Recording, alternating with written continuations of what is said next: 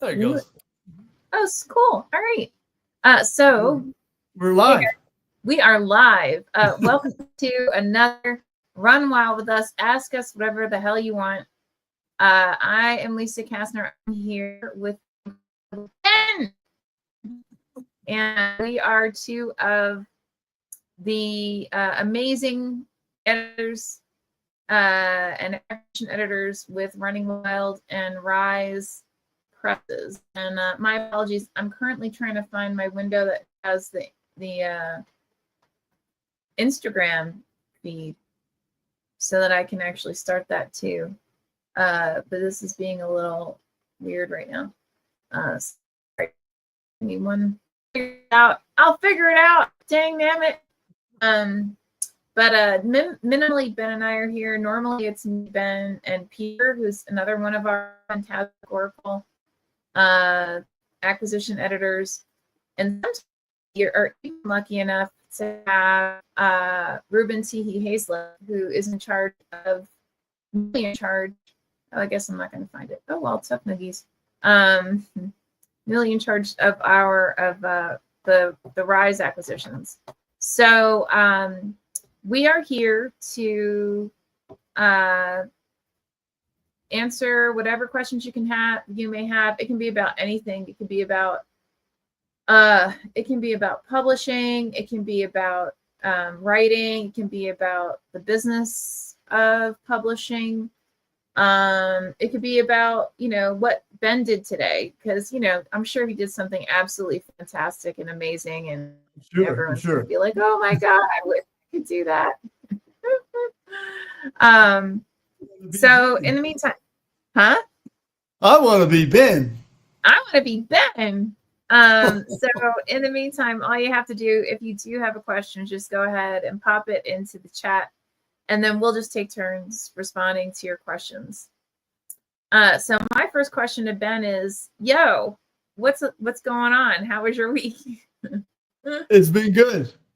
I spent 2 hours this morning with an author as we went through the second half of her novel together. We went through the first half on Monday for 2 hours, but wow. Yeah, we have it.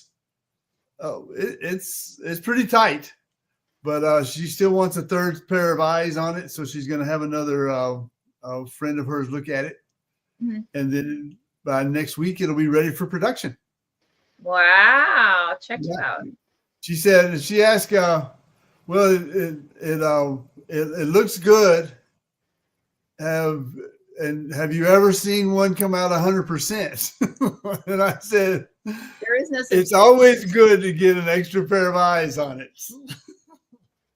Actually, that's a great question, because we've gotten some of that in the past. Like, we've had some authors who came in and, hey, CJ's like, hey, good evening. Wednesdays are pretty busy for me, but that's awesome. It's so good to see you. But it's funny, like, we've had authors in the past, some who come in the door and they're like, oh, I've had everyone and their mother read this, like, it won't need any editing.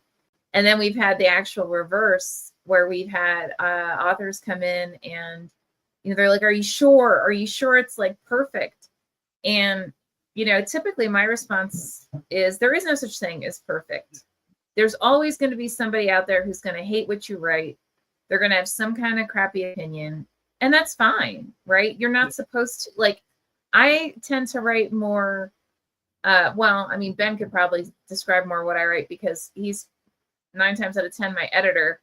But it's either usually Fabulous Ben or Peter are my editors. So I'm sure they feel ganged up on at times. But,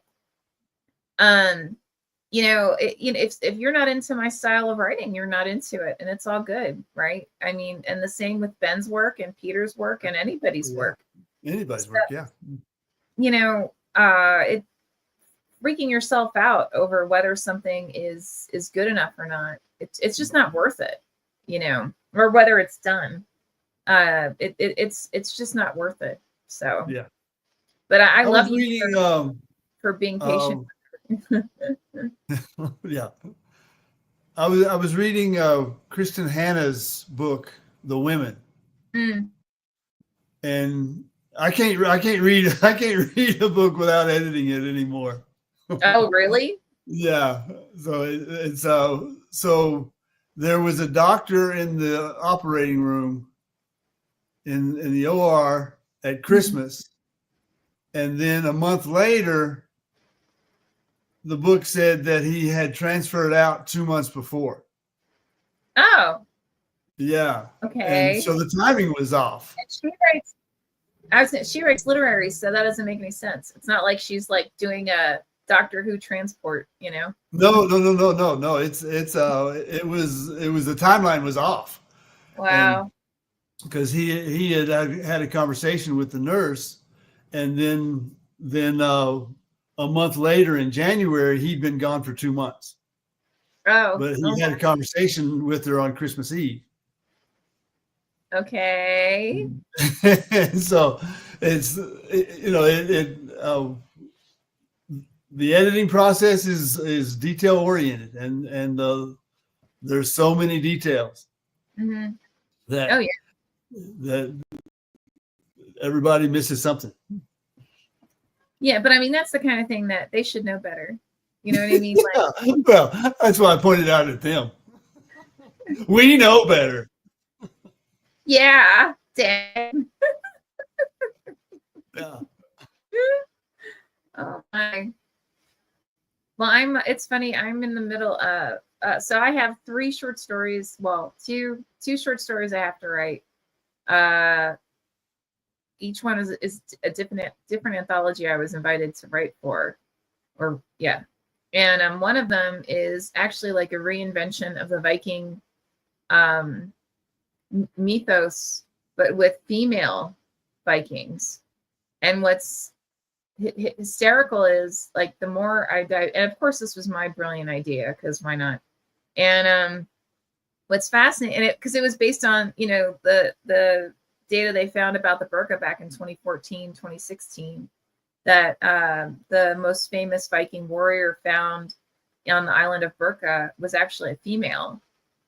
And all of these archaeologists and historians kept trying to discredit the findings and say, oh, it was just staged. She wasn't really a warrior. Like, she wasn't really important.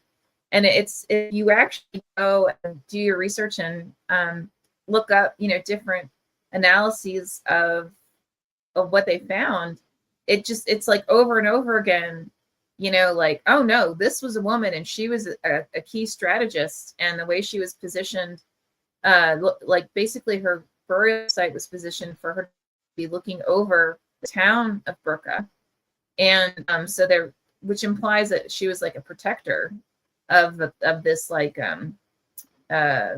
shipping town. So anyway, so what makes it interesting is it's like the more I peel the onion back, the more it turns out that was reality, was that women were actually quite significant, because most Viking tales weren't actually told from the perspective of a Viking. They were told from the perspective of those who were overtaken by Vikings.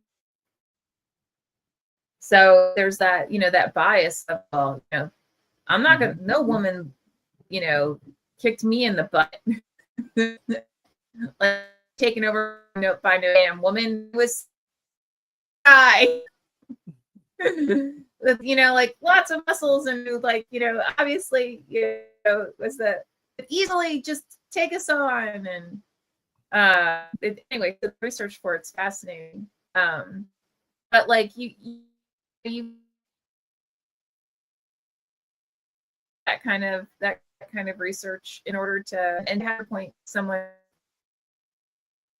to be willing to go over is this goofy, so anyway, I don't know if I stopped. Okay, no, you're still there. Okay, you're moving again. Yeah. You broke up a little bit.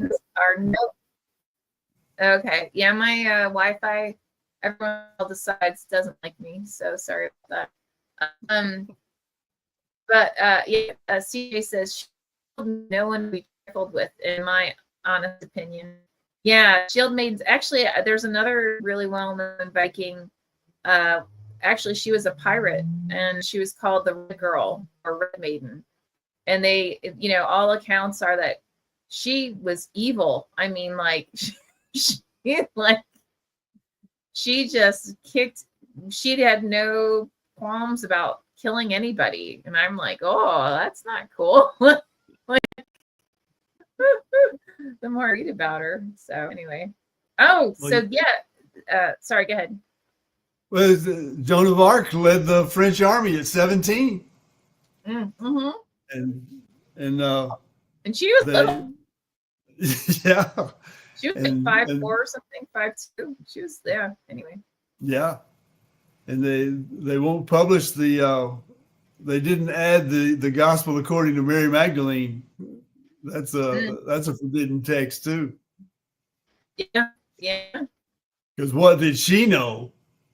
Obviously nothing.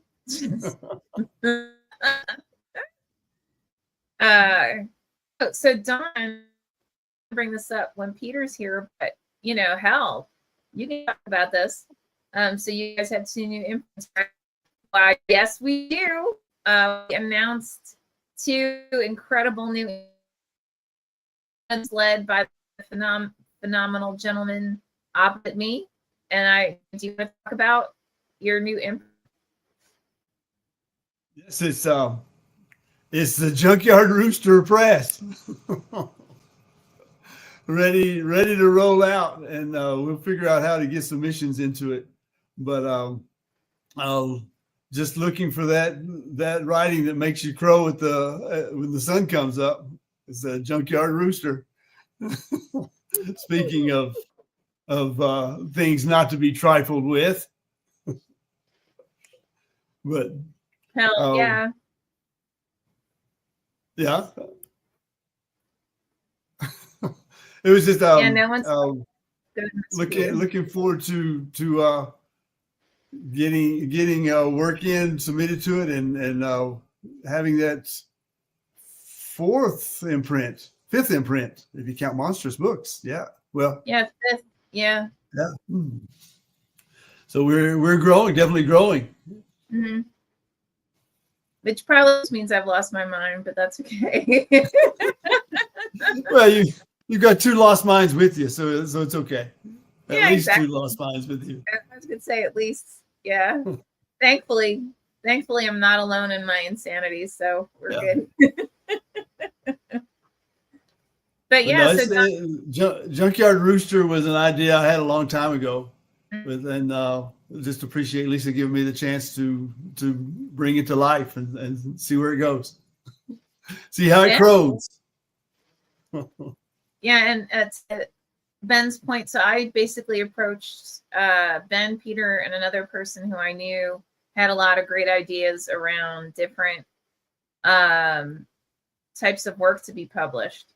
And I especially with Ben and Peter, I knew that I wanted to give them both a platform where they could bring forward whatever it is that they specifically wanted to publish, so that it wasn't necessarily under the constraints of Running Wild Press or Rise Press, right? So that they could define what their own mission would be associated with their each imprint.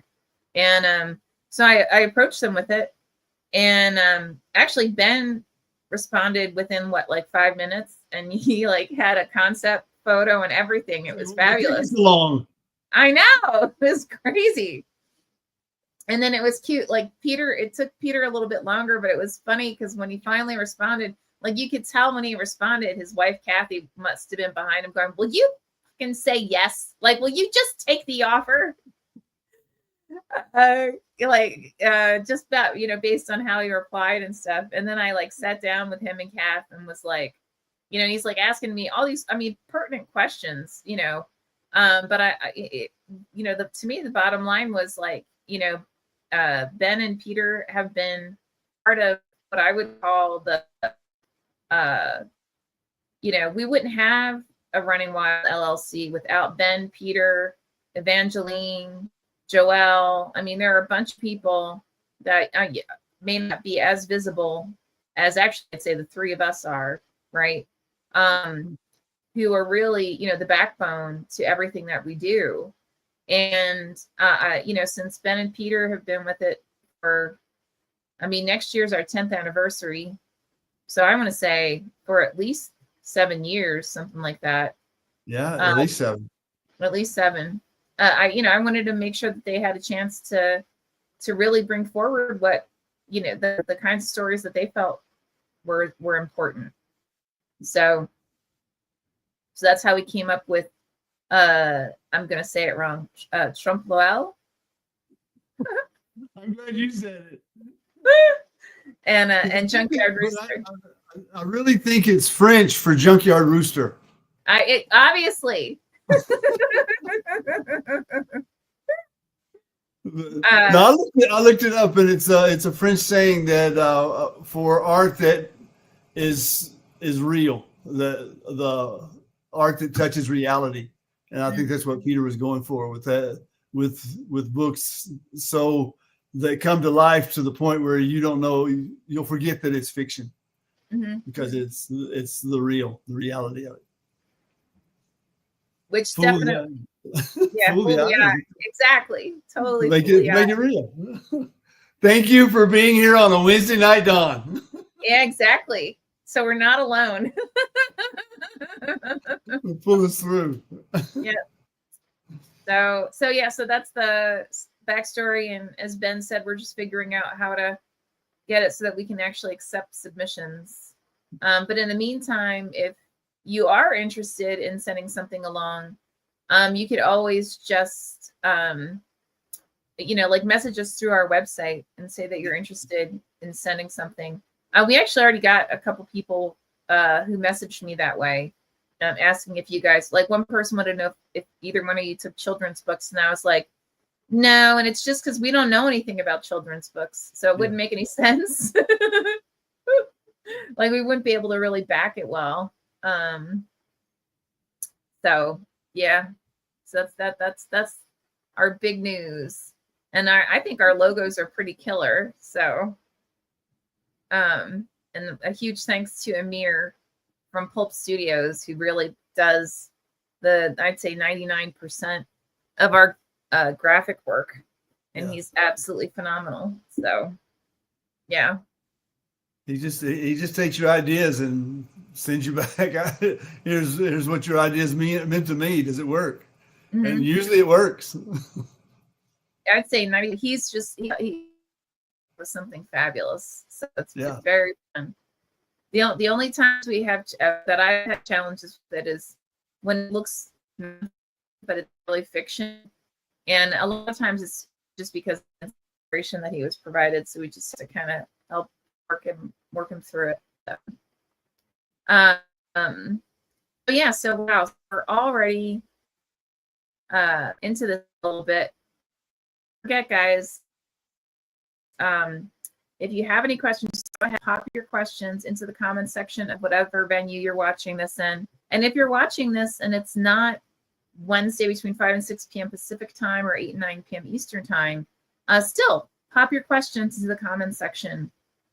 And we will be absolutely more than happy to respond to it in the subsequent week. So I actually had, I thought it was a really interesting conversation. So we had acquired a book of essays about a gentleman's life, and I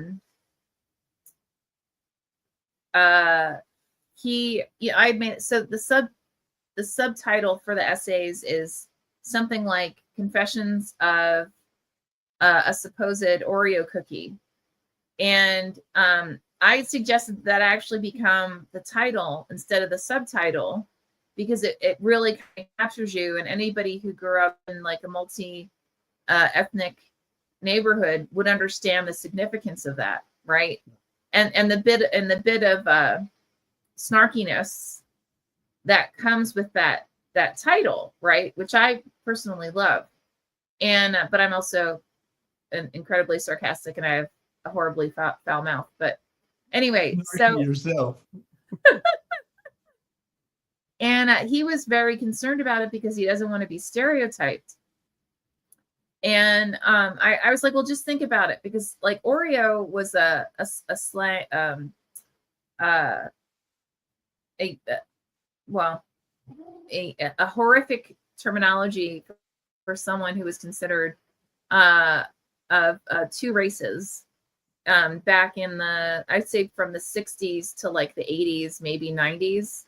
And I haven't really heard that term in quite a while. And it might just be because I'm not around enough kids anymore. But I also thought it might be because Oreos aren't significant a junk food, I guess you could say, now. It was then. So it wouldn't carry through as much if if a kid, you know, oh, you're just an Oreo or something like that. But it was interesting. He sent to myself and to his agent a link to one of the promo reels for a movie called American Fiction, which is basically about a gentleman who writes a book, African American gentleman writes a book that's really intended to be more farcical, because he keeps getting responses that like his writing isn't Black enough. And so he's like, yeah, sure, fine. So he writes, you know, this, and it, you know, he's like, look, I did it, right? It's got everything in it. It has, you know, coke dealers and, you know, gangs and all this stuff. And so, you know, all these middle class, middle upper class people will absolutely adore it. And his agent submits it out again as a lark, right? Thinking, you know, no one's going to buy this shit. Like it's too much. It's too stereotypical, right? It's too farcical, and they love it and they eat it up, and it, you know, sells like crazy. He's just horrified because that, to him, that was the whole point of him writing it, was to, you know, like, it's like a screw you, right? This is so ridiculous. This is what you keep asking for. And they're like, yes, this is fabulous. It's exactly what we're asking for, you know? And it's funny because I think there's so much of, like, unless you grow up in that society and I think that's also like a misrepresentation, like calling it a society, right? Because we're all layered individuals that come from a variety of backgrounds. And, you know, the stereotype of someone who's Black clearly knows someone who's from a gang, right? Or the stereotype of someone, you know, who's Caucasian, you know, obviously would have no friends of color, and, you know, doesn't do anything other than, you know, whatever upper class white people do. Like, I don't even know what that is, but golf and racehorses. Yes, exactly. Golf and racehorsing, or horse racing. You know,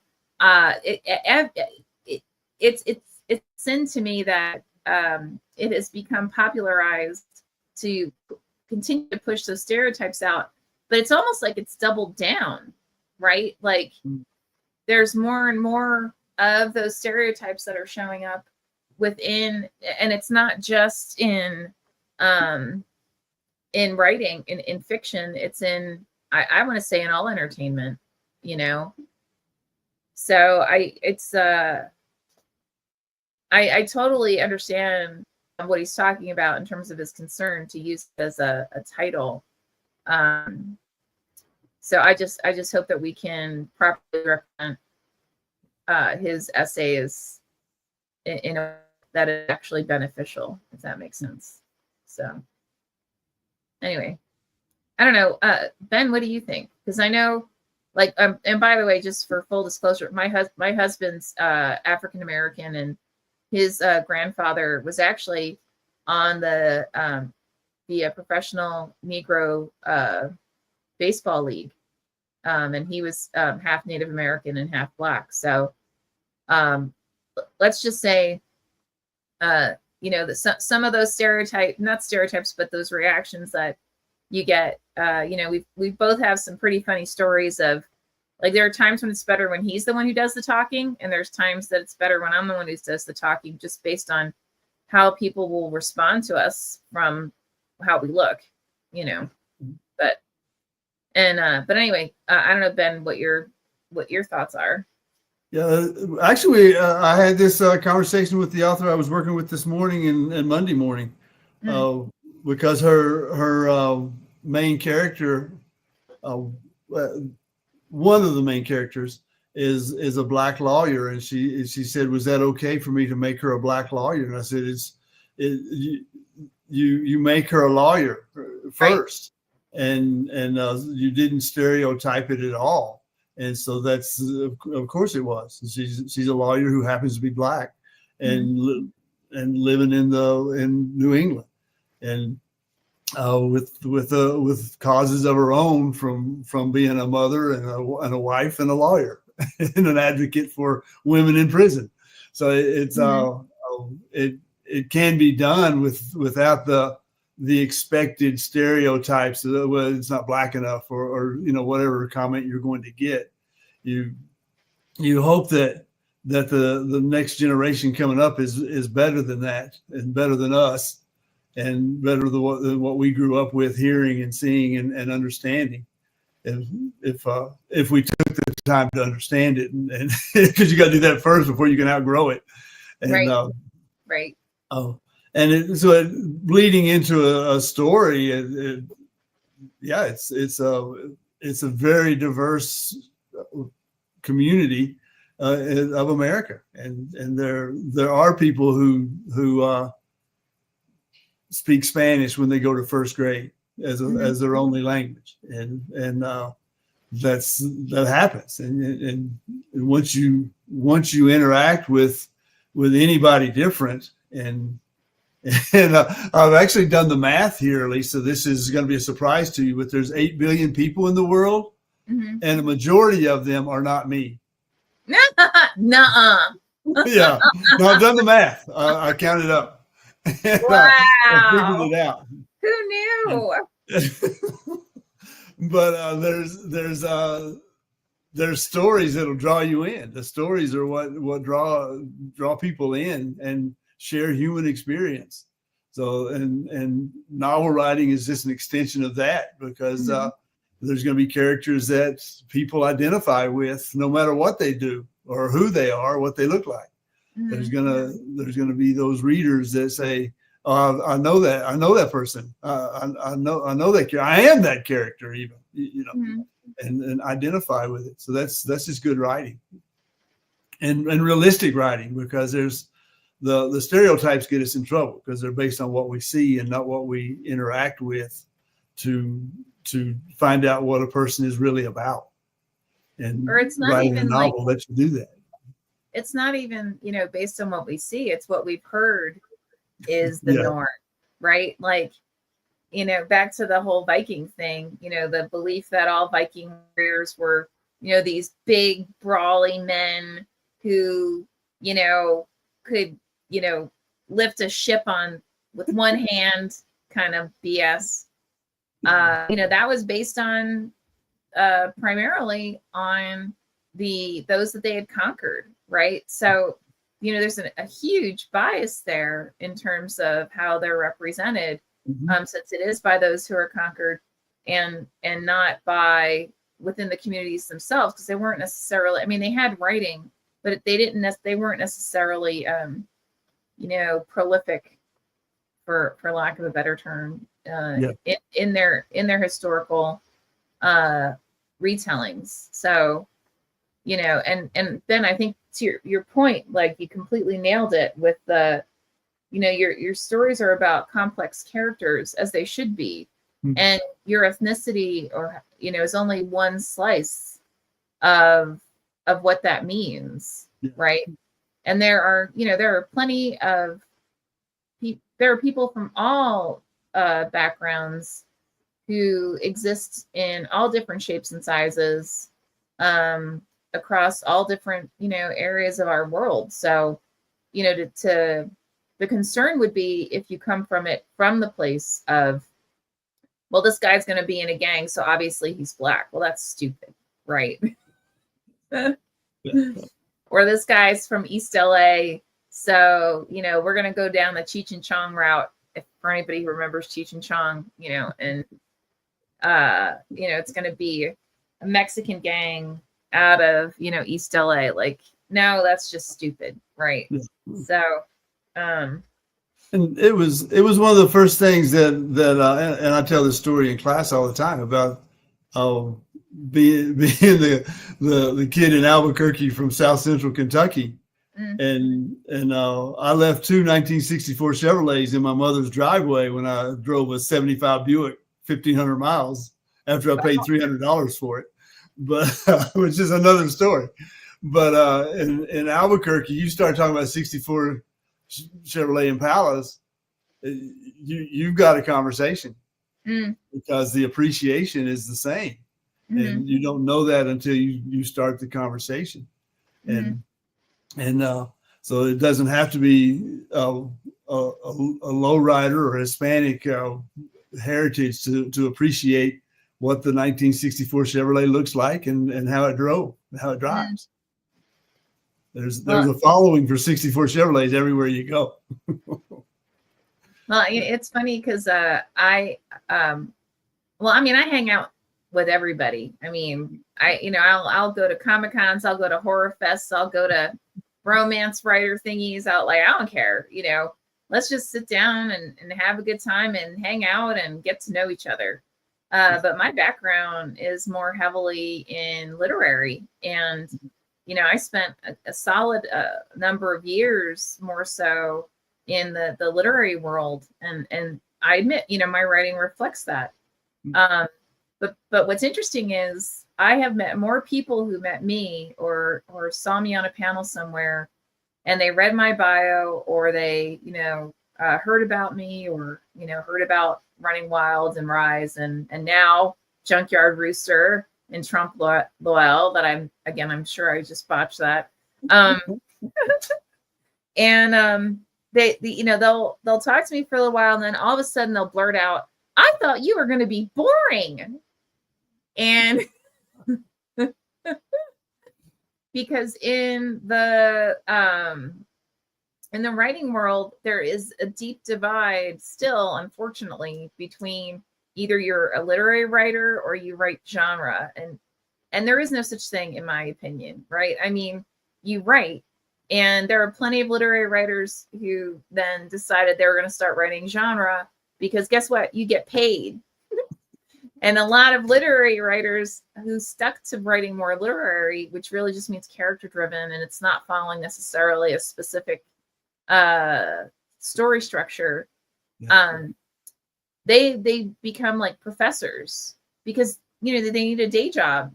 They're not being a professor because they're like, I want to go and hang out with kids 30 years younger than me. This is so fun. No, it's called like, hey, I got good benefits. The hours don't suck, and I can go and speak at, whatever conferences or teach at workshops or whatever. Yeah. Right. So, and then what's funny to me too, is then when I go to like the more genre, I guess you could say, based places, there are just as many nowadays who are openly writing across multiple forms, including literary. It's just that they don't, when I say openly, like they're just doing it, but they may not advertise it when they're like at that specific conference or what have you. But those are the kinds of things where it's like, these are biases based on predetermined assumptions that have been existing in our community, I guess you could say, right, of storytellers forever. And, it's kind of fun not to be the archetype. Yeah. Whereas Ben is clearly just simply a stereotype as he teaches and writes poetry. Yeah, that tells a story. Mm-hmm. I might be able to get esoteric. I don't know. On occasion. On occasion.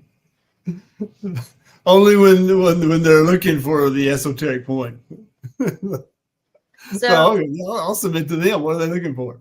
Yeah, there you go. So, all right, I got a question. Since we haven't gotten any questions in the chat, which, guys, by the way, definitely remember, go ahead and pop your questions into that comment section. And again, we're more than happy to respond to them. But so, Ben, like, what were your thoughts in terms of? So you talked about what inspired you to do Junkyard Rooster, right? Yeah. So what were you thinking would be like your first line of submissions? Like, if you were going to encourage anybody to send anything to you, like, what would it be? Oh, a good character-driven story, which isn't too far away from what we do at Running Wild Press. But I think the more unusual character, the better, because so, and I don't mean this as a negative. We get a lot of good stories, but the characters are they live next door. You know, that's where they're drawn from, next door. Which is, and again, it's not negative. That's real life, and that's where they come from. So that's what you should write. But if you have that character that is put into a situation that is not a next door neighbor situation, and how do they get out of it? What happens to them when they do get out of it? How do they change? What changes for them? That kind of story of I'm not looking for a formula. It says, okay, they were really bad at the beginning, and then this happened, and now they're great. That I don't mean that, but to be challenged by life's stressors and the tension of living, it impacts the characters, and I kind of like, and I wrote a story for our LA fire benefit collection called The War Widow's Ghost. Oh, cool. Yeah, and I like her because, well, first she's a ghost, but before that she was a war widow, and now she's the war widow's ghost. That she watches the boys playing in the cemetery, and they're playing war like boys do, and she kind of gets sad because she knows what war really is, because she's the war widow's ghost, and she suffered from it. And then one of the boys ends up sitting next to her, and the one of the smaller boys, and he's sitting next to her and said, you know, what happened? And she said, well, I think you just hit your head on the gravestone, but it's not your time. You know, it's kind of an out of body experience for this kid to go talk to the war widow's ghost. But that's, you know, she's character driven and very human, but she's just on another plane. I'm not sure if that's been accepted or not, but I'll talk to the owner. I think what was our deadline for that again? Do you remember? Well, it's April 1st. April 1st. Oh, it is? Oh, okay. Well, then I guess I better tell you sometime the week after. Yeah, shop is somewhere else.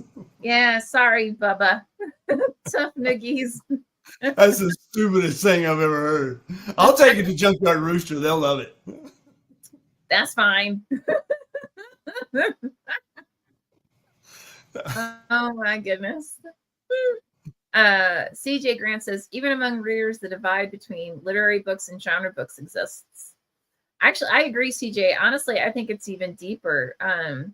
And again, I might be biased because a dear friend of mine growing up, his mom was a romance writer, and she wrote like the Harlequin kind of romances, and it was a very niche market. Actually, I think she wrote it wasn't Viking warrior, but it was like along those lines, like Scottish warrior, you know, where guys like on the covers and stuff. And you know, it was like, you know, either you were a romance writer and that was acceptable, but like you couldn't do erotica, and you couldn't do, there were all these things big fat no-nos. But so much of that was driven just by the genre that she was writing in and what her agent could and couldn't sell on her behalf. So I do wonder if that kind of drives some of the bias that we have within the storytelling world. You know, what's perceived to be, you know, acceptable. You know, so I mean, honestly, growing up, I found romance books really, really boring because it was so templatized. But I bought like I went through an erotica phase where I just like every bit of erotica that I could find. But honestly, the eroticas were often character driven and had really interesting narratives associated with it. There just happened to be lots of sex. So really cool cover. Yeah. CJ's comment made me remember my grandmother, who was the county librarian in Kentucky, and every Thursday night they had a meeting of great books, where the readers would come in and they would discuss a great book, you know, one of the classics, and of course she had read them all, and she knew them and could hold a conversation with anybody about them. But when she crossed the street and back into the apartment, she sat in her rocking chair and she read the trashiest romance novels you could find. That's awesome. So sometimes the readers are split between themselves as individuals. Well, and so much of it just depends on what you're in the mood for, right? Yeah. Like, you know, similarly, I was talking to an author recently, and I said, well, you just need to figure out what it is that you want this to be, right?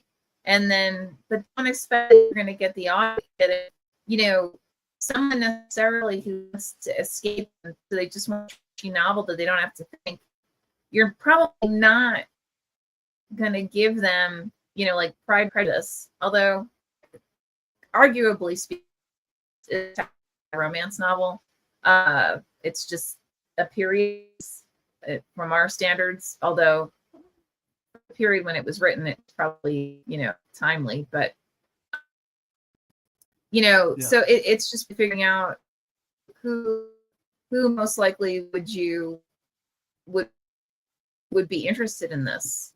I was actually this weekend with a woman who is a former publicist, and she said authors who would come in and they were like, oh my God, I need to be on Oprah. I need to be on Oprah. And, you know, she knew from reading the book, like, this is not an Oprah book club pick, right? Like, there's no way. But she could get them on Oprah Daily, you know, which has nothing to do with being an Oprah book club pick.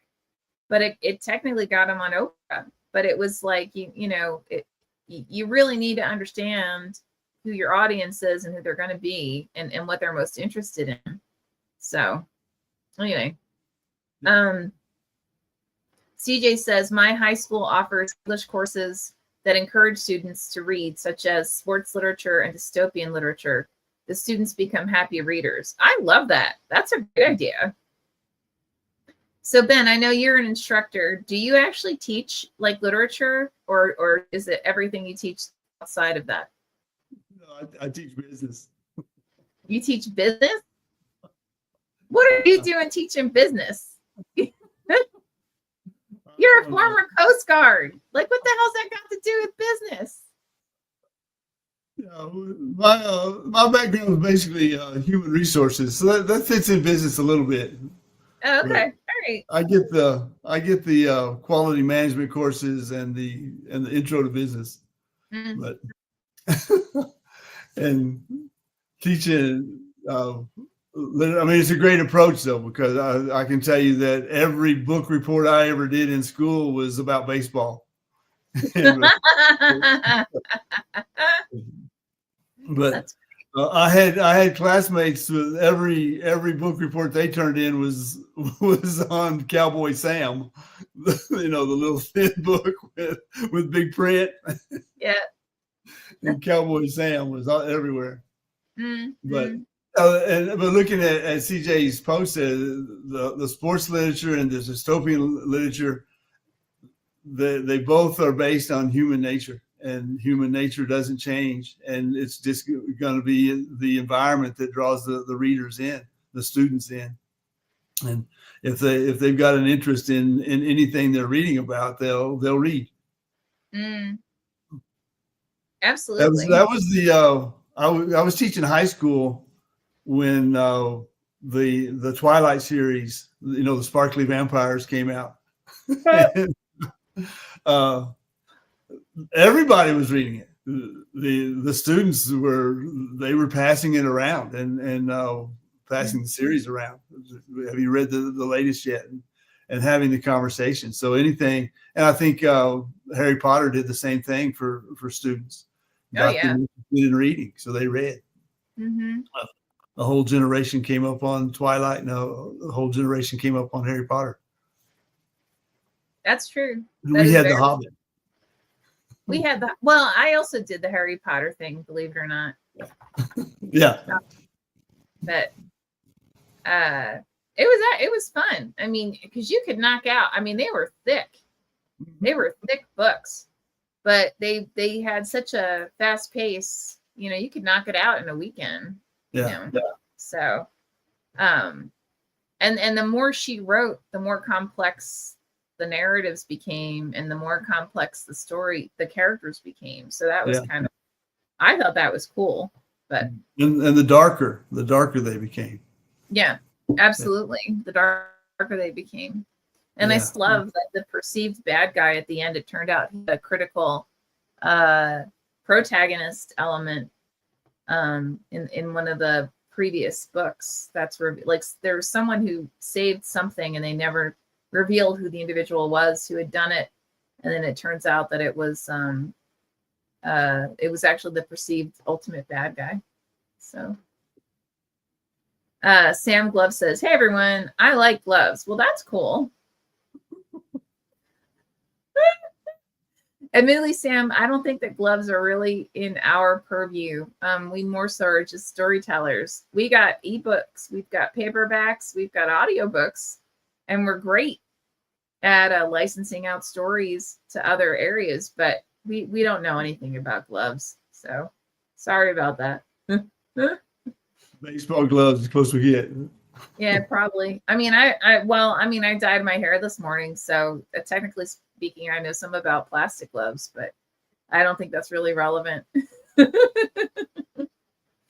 Well, and guys, don't forget, I am going to be at WonderCon, which is like they like to call it, it's the non-Hollywood version of San Diego Comic-Con. And really what WonderCon is, it's out of Anaheim, California. It's super fun. A lot of people show up in like cosplay, like, so they're as their favorite characters, not necessarily comic book character, but basically their favorite characters, period. So it's a lot of fun to like see people floating around in their favorite costumes. And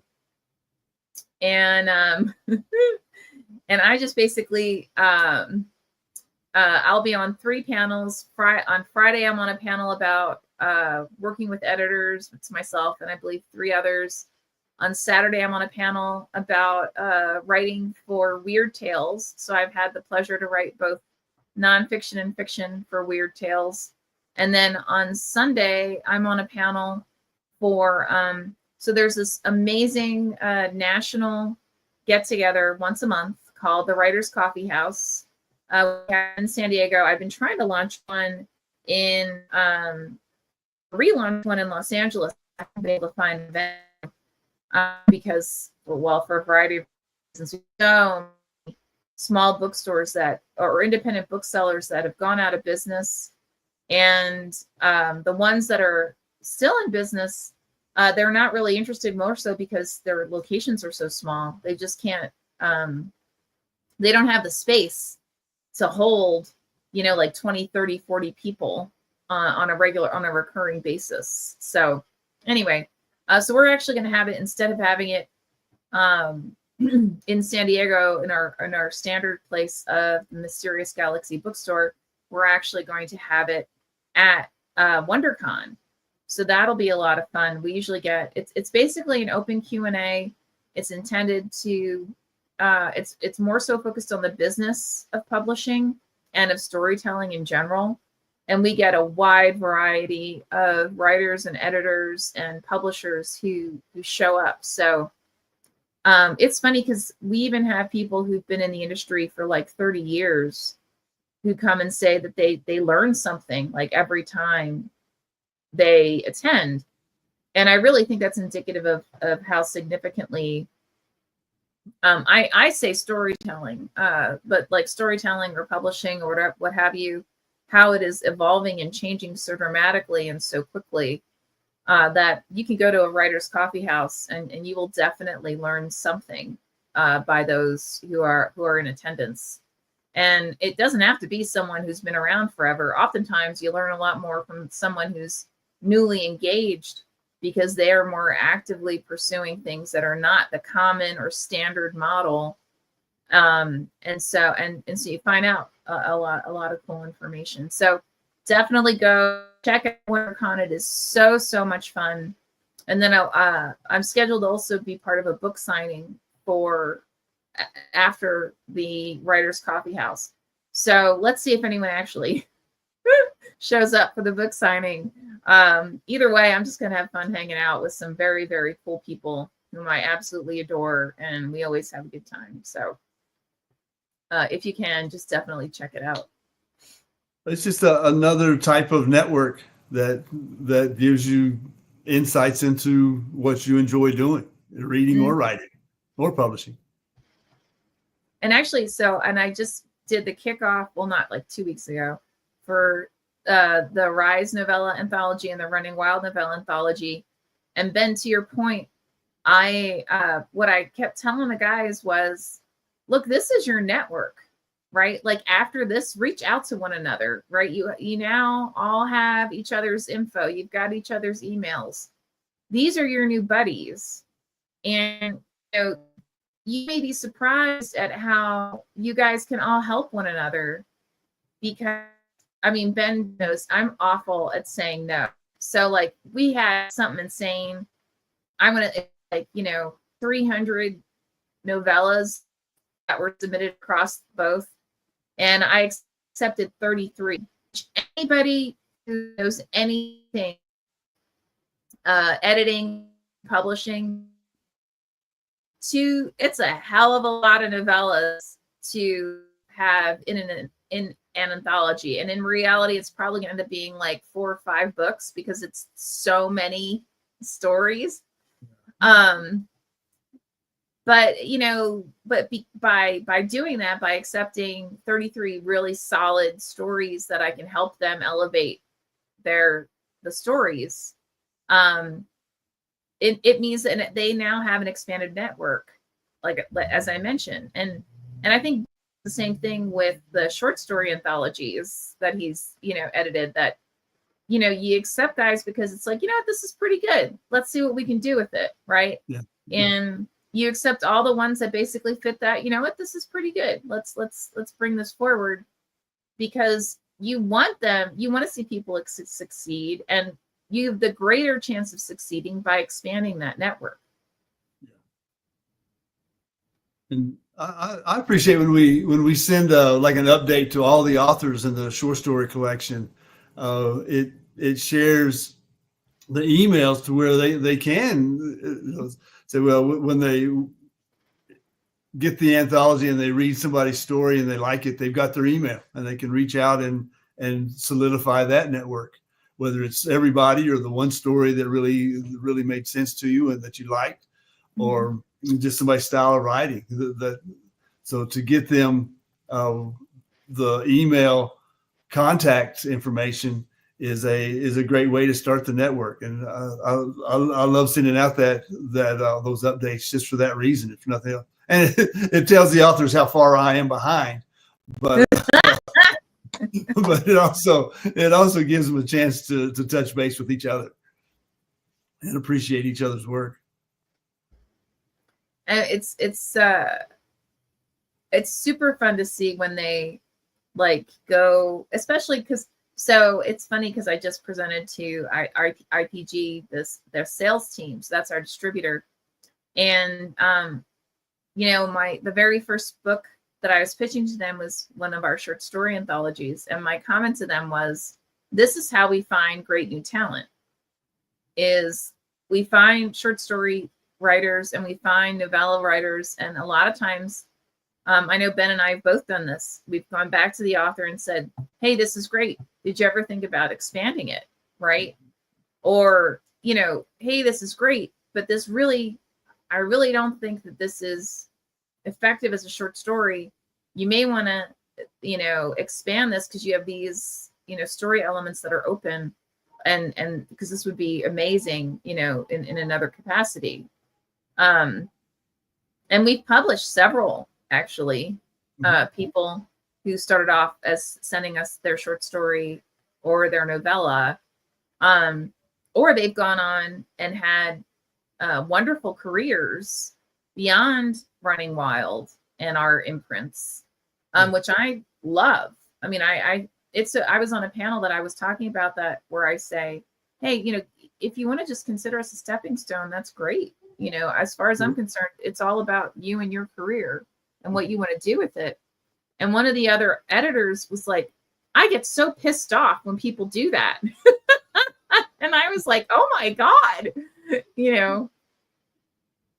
but I guess to each his or her own. Yeah. So we only have like 3.5 minutes left, not even. So I don't know. So Ben, do you have anything coming up this week that you want to share? Let's see, actually, I got this in the mail today. This it's speaking of other publishers, it's cool. Midwest Futures. Mm-hmm. Poems and micro stories from tomorrow's Heartland. Oh, cool. I actually have a poem in there, so this is my contributor copy. Nice. And, yeah, which is always good to have. The Alien Buddha Press is another small press. Nice. That is very active. This is their New Year stories. I have a story in that one. It's called The Tale of Two Cities. No, it's called A Tale of 2 Years. Sorry. That's something else. Yeah, The Tale of Two Cities is something else. That's The Tale of 2 Years. And this one was the Untold Stories an Armed Services Arts Partnership Anthology called Partnerships. Oh, wow. I have a poem in there as well. Mm-hmm. So I am widely anthologized. You are anthologized. I think it's anthologized. Or apologize. I'm like, is there a word of anthologized? I don't know. There could be now. It is now. Yeah, it should be. And I don't know if that means that that you show up in a lot of anthologies. Mm.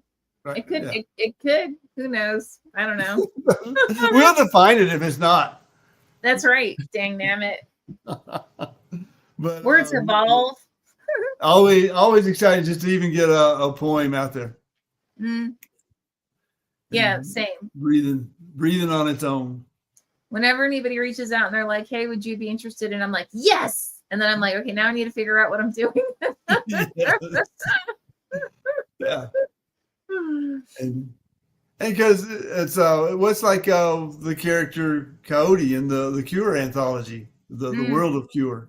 Mm-hmm. Now, if it hadn't been for that anthology, I wouldn't have written that story. So it those opportunities, if they spark your creativity, take it and run with it. You might have the War Widow's ghost. There you go.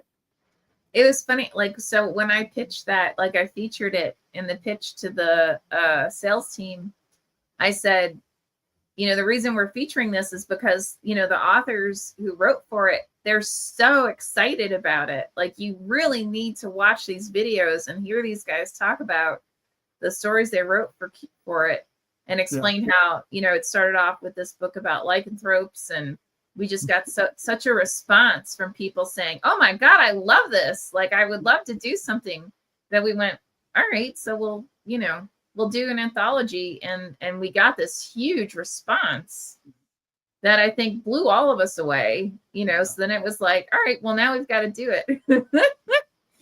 So watching the videos, the sales team was like, wow, they really are into this. I'm like, I know.